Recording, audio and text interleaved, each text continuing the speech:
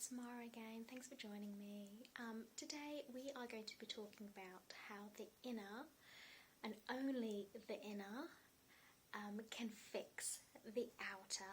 So what I mean by that is that we need to be working within ourselves and working inside and doing all the inner work that we need to do in order for everything else to fall into place in our lives and outside of our lives.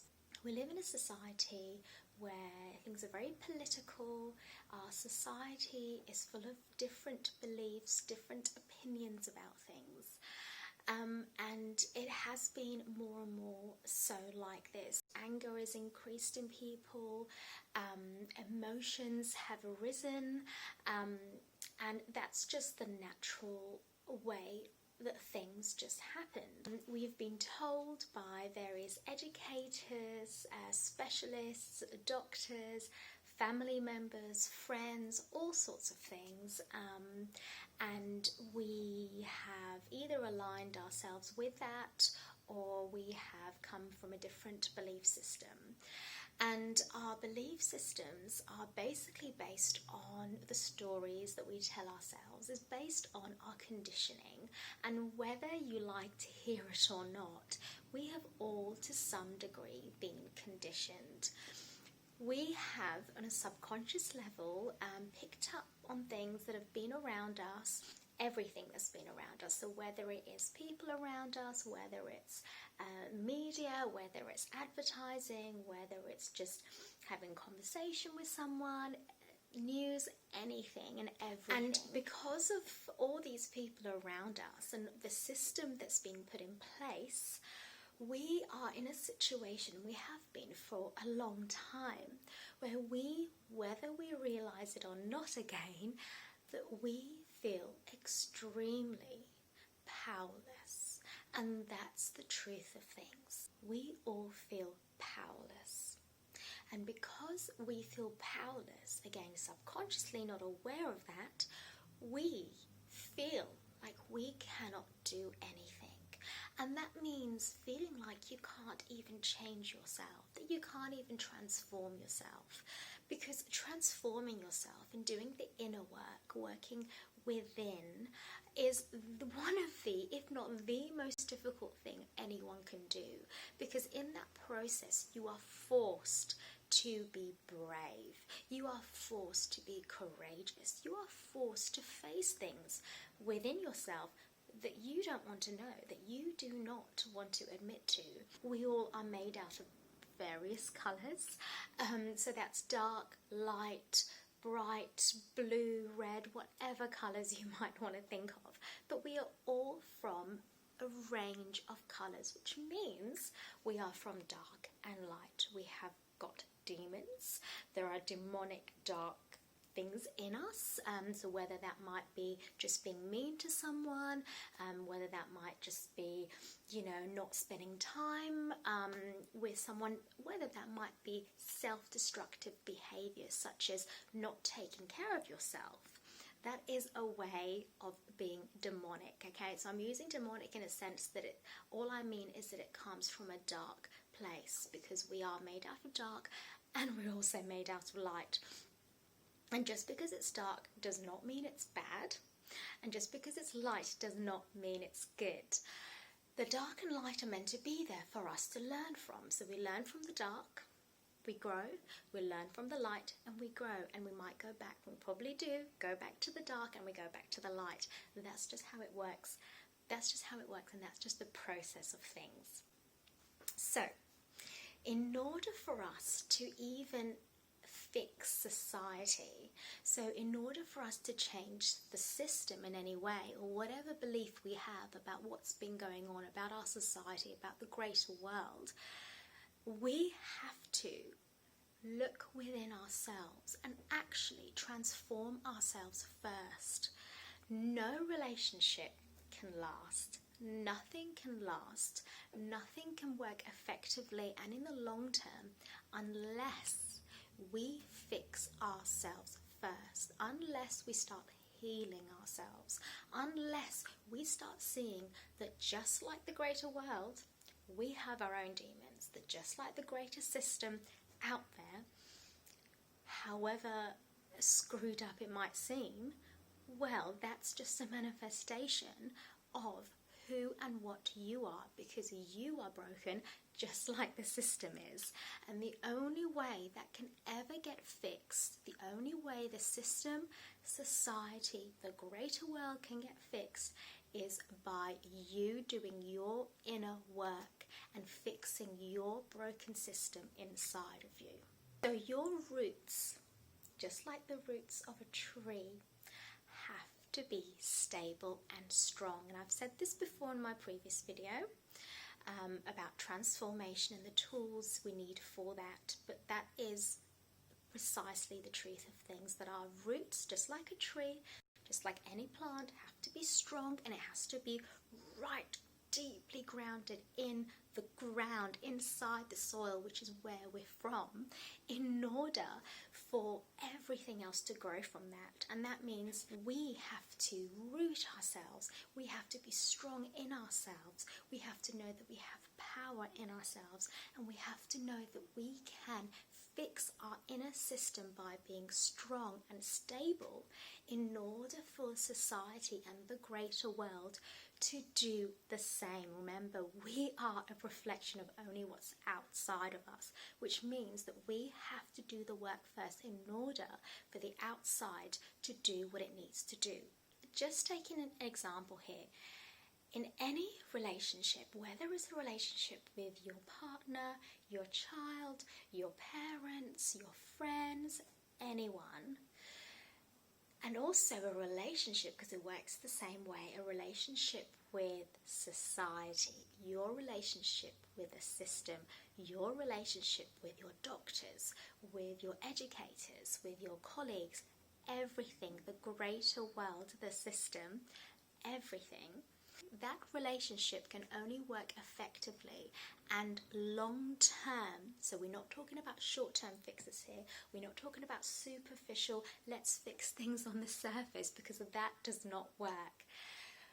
That relationship, if you want it to be a long-term fix and done effectively, so that means if you want this system to change and be effective and work a certain way, then you have to do that inner work first.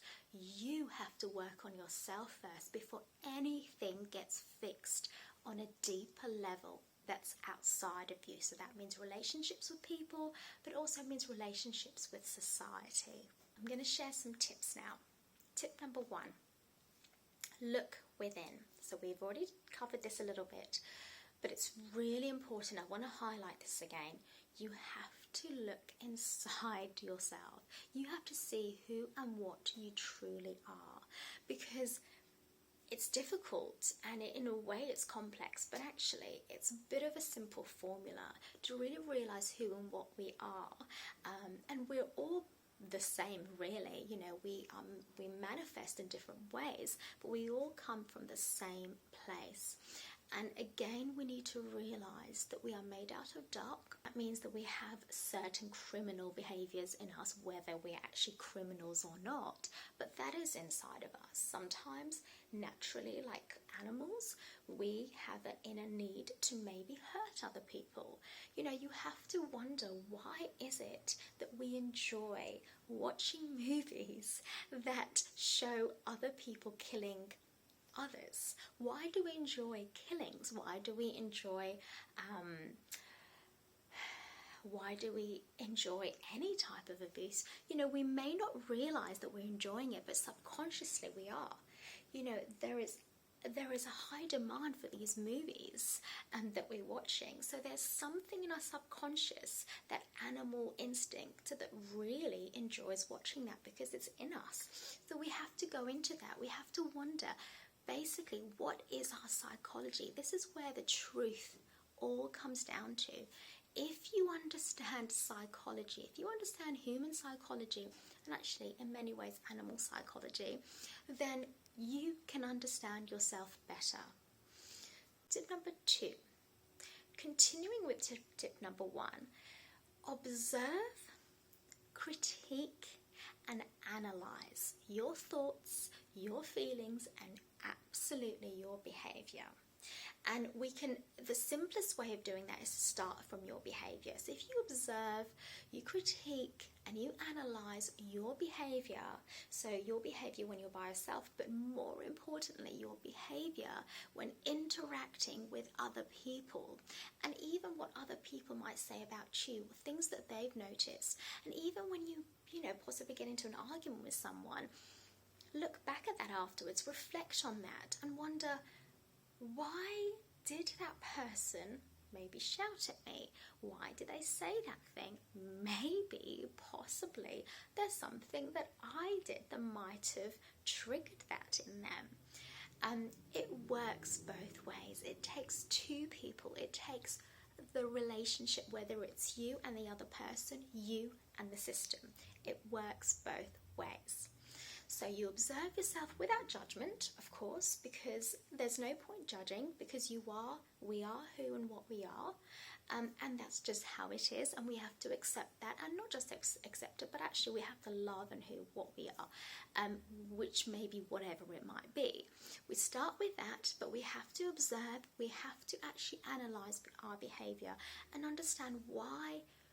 Once we realize how we're behaving, then we need to understand where these behaviors, these thoughts, which is interacting with the behavior, where that's actually coming from. Number 3, change your pattern. So we have got this pattern of thought that comes out as behavior, that comes out as these manifestations. We need to change that. So if we are scared, it might come across as potentially maybe being scared of driving. Maybe you're scared that someone's going to crash into you. And if that's a fear that you have of driving and, dying, and in fact, in many ways you could say the end fear for everyone comes down to death, because that's the ultimate ending. And that's another thing altogether, our relationship with death, that, we need to kind of understand a bit better and actually work on. But let's go back to that example of driving.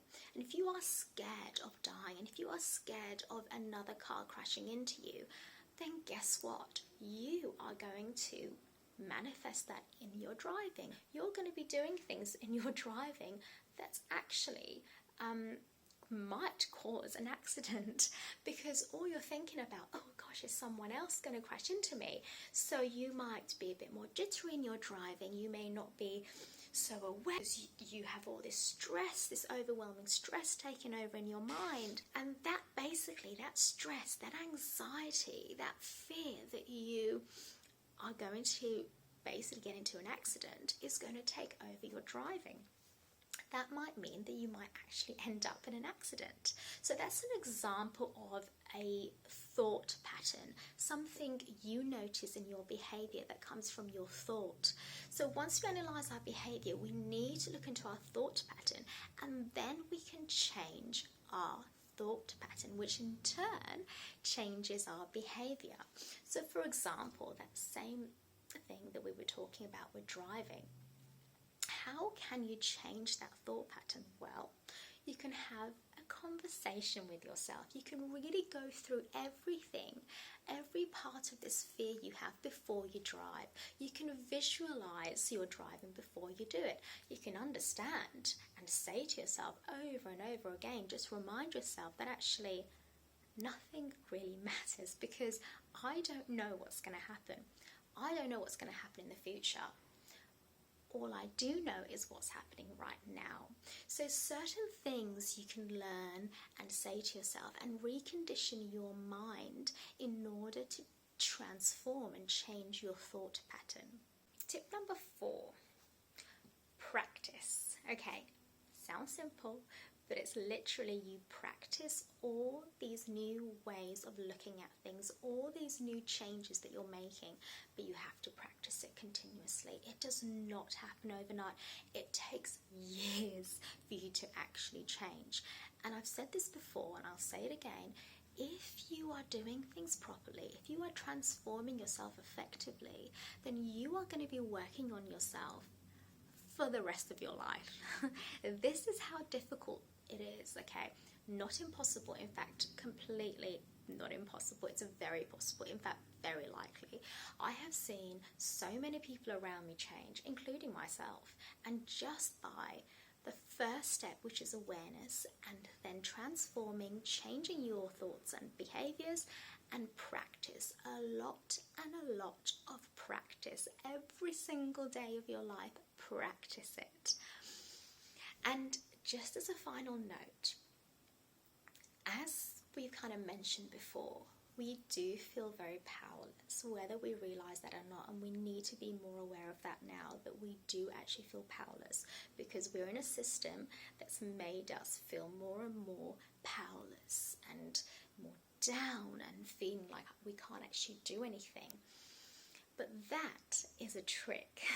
Do not fall for that trick, because the truth is we are completely powerful. The truth is that we can be empowered. We already have that we just need to connect to that and realize that if you really, truly wanted to, and this is where everything comes down to, you can change. But the desire has to be there first. If you don't have the passion, if you don't have the desire to change, then it's not going to happen. So it all starts from you. And if you, once again, want to change this world, want to change this society, want to change the system, then you have to change your inner system first. Until next time, take care.